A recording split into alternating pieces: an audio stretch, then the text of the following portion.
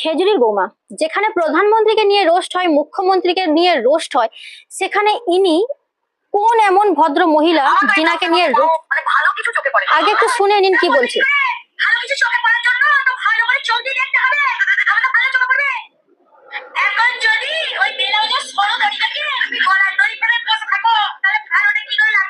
একটু জাস্ট শুনে নাও, একটু শুনে নাও, তারপরে কিছু কথা বলছি।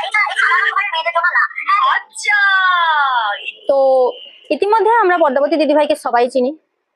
তো আমি বলবো মাননীয়াকে নিয়ে কিছু বলার বা গুণীজনকে কিছু বলার আগে, বা পদ্মাবতী দিদিভাই একজন লেখিকা, ওনাকে কিছু বলার আগে প্রথমে আমাদেরকে দেখতে হবে আমরা ওনাকে নিয়ে যে সমালোচনা করব আমরা কতটা গুণী বা আমাদের মধ্যে কি গুণ আছে। তো যাই হোক, পদ্মাবতী দিদিভাইকে আমরা সবাই চিনি, আর যে ভদ্র মহিলা ওনাকে নিয়ে এরকম ব্যঙ্গ করে কথা বলছেন, ওনার কিন্তু মানে প্রোফাইলটা ভিজিট করলাম, সেরকম কোনো প্রোফাইলে ভিউ নেই বা ফলোয়ার্স নেই।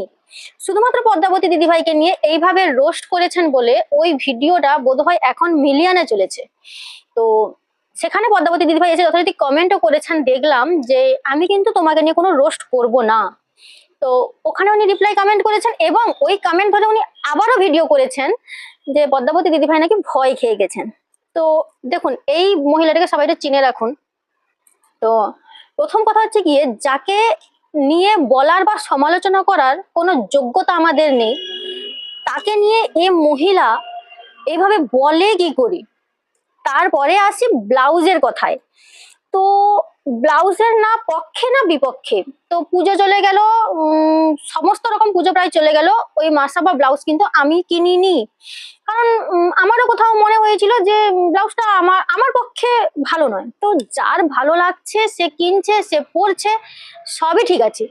তো মানে তোর যদি মাসাবা ব্লাউজ ভালো লেগে থাকে তুই ভিডিও কর না, তুই নিজে পরে ভিডিও কর। তো পদ্মাবতী দিদিকে নিয়ে ব্যঙ্গ করাটা একেবারে প্রথমত উচিত হয়নি। আর ফ্যাশন সম্বন্ধে বলতে গেলে কেউ পড়তেই পারে, সেটা সেখানে কেউ মানে আমরা না বলতে পারিও না।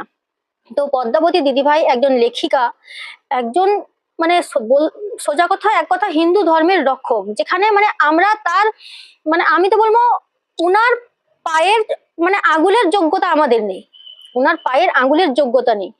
তো কি করে এই মহিলা এই ব্লাউজটা কাদের জন্য আফগানিস্তানে কারিগরকে বই দিতে পারে?